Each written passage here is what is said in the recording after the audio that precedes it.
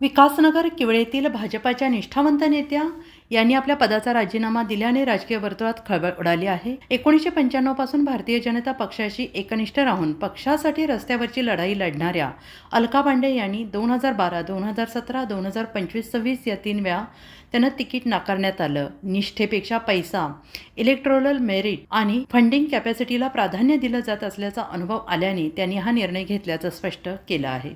1995 ते 2025-26 पर्यंत एकनिष्ठ अशा पद्धतीने मी भारतीय जनता पार्टीचं काम केलेलं आहे।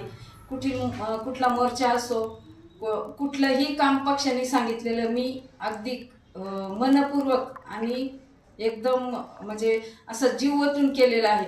माझ्या आयुष्यात मी एवढ्या लहान वयात भारतीय जनता पार्टीच्या कामाला सुरुवात केली आणि आज एवढ्या म्हणजे शेवटच्या टोकापर्यंत मी भारतीय जनता पार्टीला एकनिष्ठ राहिले।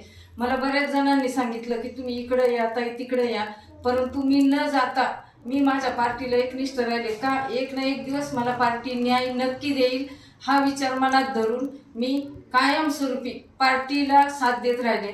कुणाचंही काम मी असं नाही की काम केलं नाही, मला कुठलंही काम सांगू तळागाळापर्यंत मी पोचले, वाड्या वस्तीत मी पोचले, महिलांचं सक्षमीकरण केलं। सगळ्या कार्यात मी अग्रेसर असताना पक्ष मला विचारात घेत नाही। तिसऱ्यांदा पक्षाने मला डावललेलं आहे। यासाठी मी पक्षाचा मनापासून राजीनामा देत आहे आणि भारतीय जनता पार्टीमध्ये आता फक्त पैसा बघतात। पैशाला बघून सर्व तिकिटे गेलेली आहे किंवा पैसे देऊन पण गेलेले असतील हे मी सांगू शकत नाही, परंतु माझा कुणावरही आरोप नाही। फक्त एवढंच आहे की माझ्याकडे पैसा थोडासा कमी पडला, खूप नाही, जेवढा पाहिजे तेवढा माझ्याकडे आहे, परंतु त्यांच्या म्हणण्यानुसार माझ्याकडून थोडाफार कमी पडत असेल। परंतु माझ्या हिशोबाने माझ्याकडे जेवढा निवडणुकीला लागतो तेवढा पैसा माझ्याकडे अवेलेबल आहे आणि माझ्या पाठीमागे लोक तसे आहेत।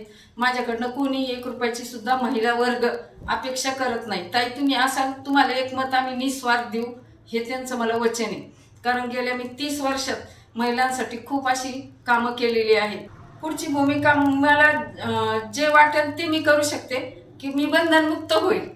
मला म्हणजे असं की कोणी म्हणू शकणार नाही की इकडं का गेलं, मी आजपर्यंत केलं नाही, भारतीय जनता पार्टी सोडून मी कधी काम नाही केलं, परंतु पुढच्या काळात मी माझा विचार नक्की करेन।